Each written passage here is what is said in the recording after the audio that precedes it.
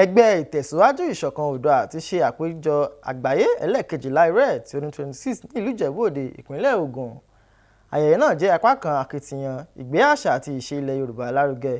Ìpéjọ náà kó àwọn ènìyàn pàtàkì láti gbogbo ibi tí ó fi mọ́ àwọn aṣojú àṣà ilẹ̀ Yorùbá láti ṣayẹyẹ àṣà àti ìṣe. Ìfẹ́olúwa Aṣọ́olú wà níbi ayẹyẹ náà, ó sì jábọ̀ ròyìn ẹgbọ́ròyìn náà síwájú sí i. Ìpéjọ Ẹgbẹ́ ọmọ Oòduà Lagbaye Eleekejila àti àjọ̀dún ọdún 2026 ẹgbẹ́ náà jẹ́ ayẹyẹ pàtàkì tí ó kó àwọn ènìyàn ńlá, ẹbí, ọ̀rẹ́ láti tòsí àti ọ̀nà jíjìn pọ̀ láti bu ọlá fún àṣà àti ìṣe ilẹ̀ Yorùbá.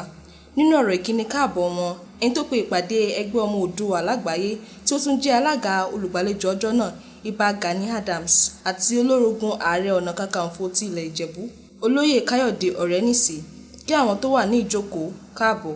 Ó sì dúpẹ́ lọ́wọ́ àwọn ọmọ ẹgbẹ́ fún ìfọwọ́sowọ́pọ̀ wọn.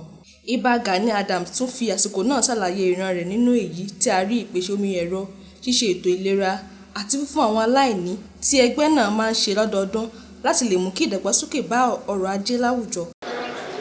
Ọdún márùndínlógún tó ti exist World Congress àwa ṣe ní Ìjẹ̀bú Òde yìí ó di ẹ̀kejìlá ọdún kejìlá tá a ti ń ṣe é rèé. Kò dẹ̀ sí ìgbà tí a pàdé, kò dẹ̀ sí ìlú tí a bá lọ tá a ní ìpáàtì àwọn aráàlú yẹn. Mo rántí pé Ìbàdàn ni a ṣe last year. Àwọn tí àwọn èèyàn wa tó tẹ́kì ẹ̀ tó wo BP wọn tó ṣẹ̀kì wọn ní Ìbàdàn wà lé ní 1,500 people. Ìjẹ̀bú Òde ló jẹ́ 13-2 ṣe.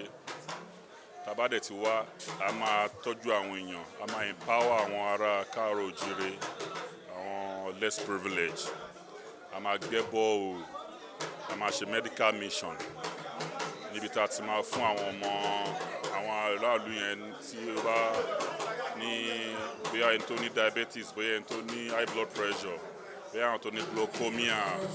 Because I need a team of medical doctors from United States of America that are Yoruba people that will come to my wasile láti wá ṣe nǹkan tá à ń sọ yìí. Lára àwọn ènìyàn pàtàkì tó wà níbi ayẹyẹ náà dúpẹ́ lọ́wọ́ Ọlọ́run fún àṣeyọrí tí wọ́n rí, wọ́n sì kí Ìbà Gani Adams fún ìdásílẹ̀ ayẹyẹ náà. Wọ́n sì gbóríyìn fún olórí ẹgbẹ́ náà fún iṣẹ́ takuntakun tí ó ṣe fún ìlọsíwájú àwùjọ, yíyẹ àṣà àti ìṣe Yorùbá sí àti ṣíṣe àtìlẹ́yìn fún aráyé. Ayẹyẹ náà ṣe àfihàn bí ẹgbẹ́ náà ṣe yẹ àṣà àti ìṣe ilẹ̀ Yorùbá sí.